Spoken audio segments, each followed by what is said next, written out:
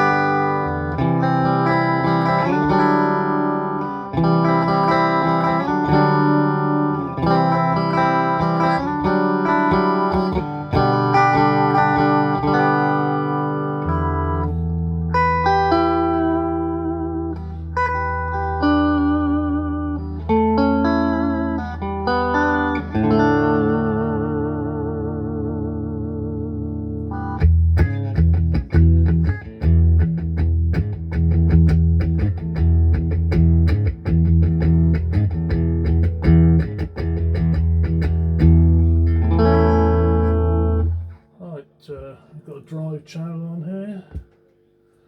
Turn the reverb down for that.